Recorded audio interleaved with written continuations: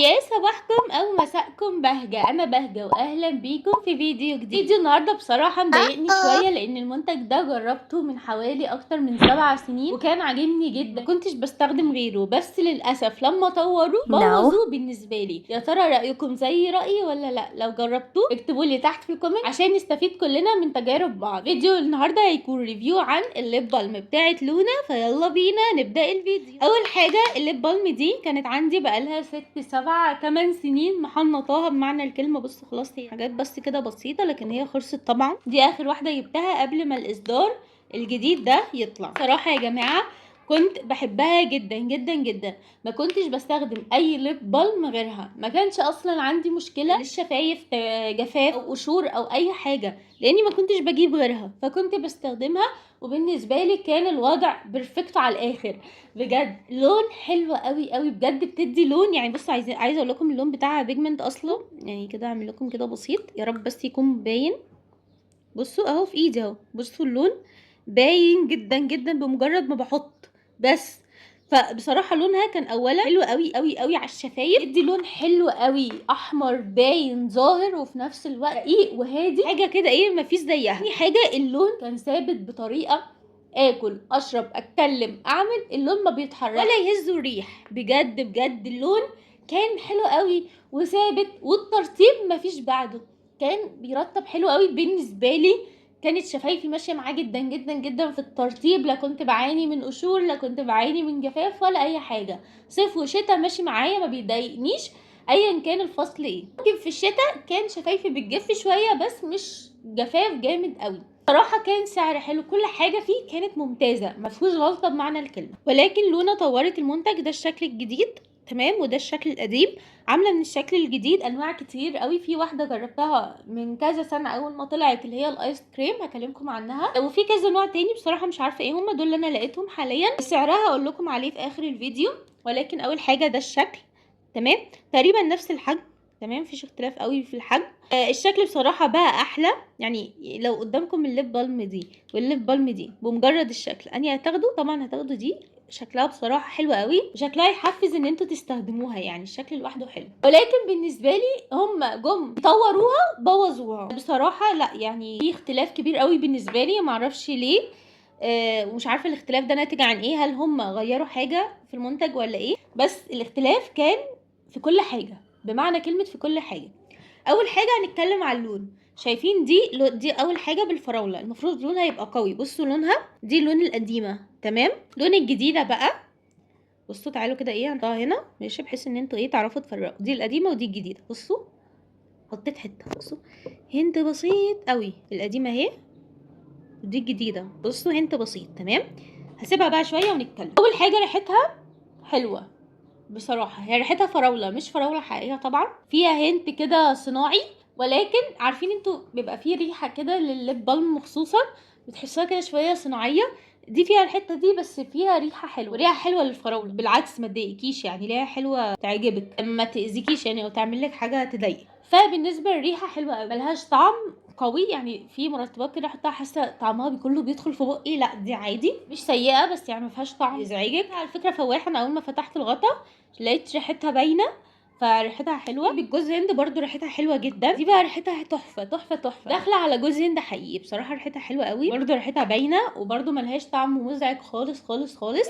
وبالنسبه للشكل حلو جدا. بالنسبه للسعر، سعرها حلو، هقول لكم برضو في اخر الفيديو. هنيجي بقى لاهم نقطه، نقطه الترطيب. بصراحه انا بالنسبه لي ترطيبها مش حلو خالص. يعني ايه؟ بصوا اقول لكم حاجه. اول حاجه هي في الصيف حسيتها ان هي بدات، يعني مش جايباها من بدري، انا جايباها في مثلا 1/4 او حاجه. اول ما جبتها كانت تقيله سنه، يعني الجوز هند دي كانت بتتحط بصعوبه شويه. لما بدانا في شهر 5 وبدا الحر يدخل شويه، لقيت ان هي حاساها بقت لينه اكتر، فاعتقد فيها زيوت بدات تسيح شويه، فبقت سهله ان انتوا اصلا تحطوها وسهله الفرد قوي. فدي بوينت حلوه يعني بالنسبه لي، تستخدموها في الصيف اكتر من الشتاء. اعتقد مش هتعمل اي مفعول في الصيف او في الوقت اللي هو زي دلوقتي الجو يبدا يحرر شويه. اولا بتتفرد حلوه على الشفايف، قوامها حلو ما بيضايقش، وما بتحسوش ان الدنيا مزيته، لا قوامها حلو. ترطيبها بقى طول ما انتوا حاطينها ترطيبها حلو قوي، ما بتحسوش ان انتوا متضايقين، ما بتحسوش ان الشفايف جافه، لكن بمجرد ما تاكلوا تشربوا تتكلموا او كده الترطيب بيبدا يروح، فتبداوا ان انتوا تحطوها تاني، يعني هي بتبدا تروح فتبداوا ان انتوا تحطوها تاني. طول ما انتوا حاطينها ترطيبها بيرفكتو،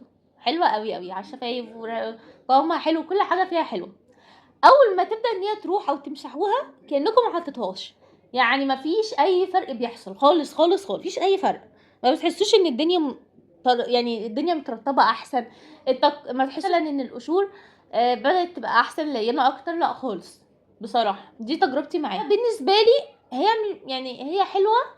يعني مثلا ايه، ما اجيبش بتاع الجوز هند دي، لا ما استخدمهاش، لان هي اوريدي ما بتفيدنيش بحاجه. يعني انا ما حسيتش، كتير قوي هيقولوا لك ان الجوز هند ترطيبه اقوى، هو فعلا صحيح عشان الجوز هند ترطيبه قوي، ولكن بالنسبه لي ما حسيتش.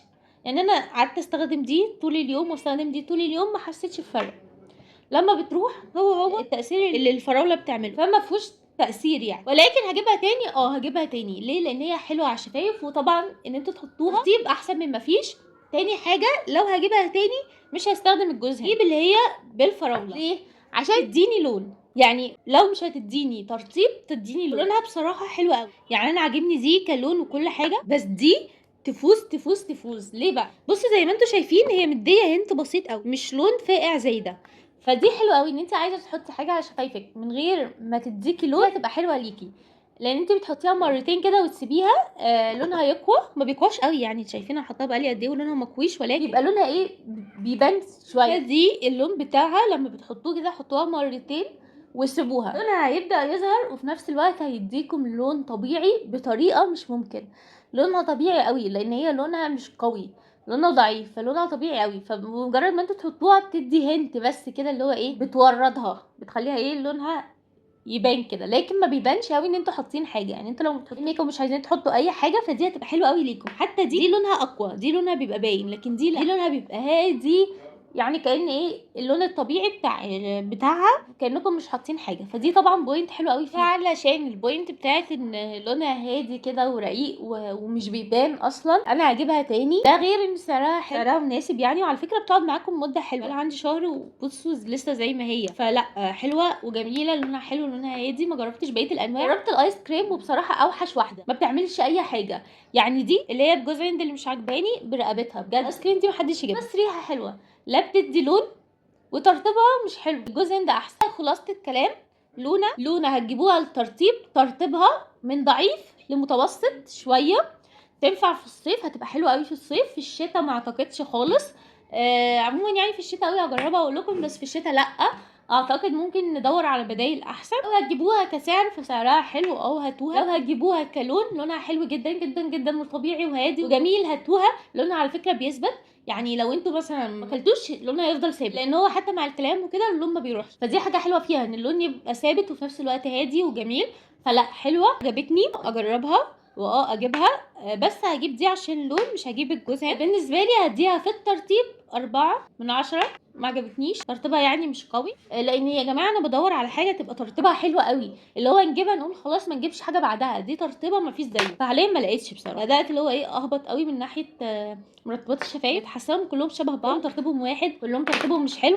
فبصراحه مش عارفه، يعني لو انتوا تعرفوا نوع كويس فيدوني زي ما انا بفيدكم برايي، قولوا لي على انتوا بتستخدموا ايه وانا اجربه واقول لكم برده رايي فيها طلعت حلوه ولا لا. دي كانت الخلاصه. اتمنى لونا ترجع الاصدار القديم، لكن كان بالظبط مش متذكره، بس 20 جنيه تقريبا في الحدود دي. كمان اقول حاجه بالنسبه للاصدار القديم، لان هو بجد كان تحفه. بصوا اللون ثابت قوي، بصوا يعني ثابت حلو، ما بيتمسحش بسهوله، ومقارنه بالجديده بصراحه لا بالنسبه لي بصراحه، بصوا لا والله ثابت. القديمه ثابته قوي اكتر من الجديده. يعني يا ريت شركه لونا تسمع الفيديو ده ترجع الاصدار القديم، لان هو كان حلو قوي بكل المقاييس بصراحه. عايزين تجيبوها جربوها، تجربه هتبقى لطيفه، بس خلوكوا في الفراوله احسن. جربتوها وعجبتكم، طبيعي ان كلنا يبقى عندنا اراء مختلفه. اتمنى ان انتوا تشاركوني رايكم تحت في الكومنتس سواء جربتوها او لا. الفيديو عجبكم يا ريت ما تنسوش تعملوا لي لايك وتشتركوا في القناه عشان يوصل لكم كل الفيديوهات اللي جايه. استنوني ان شاء الله، بنزل لكم فيديو كل خميس الساعه 4 العصر. تابعوني على كل مواقع السوشيال ميديا، انستجرام، فيسبوك، تيك توك،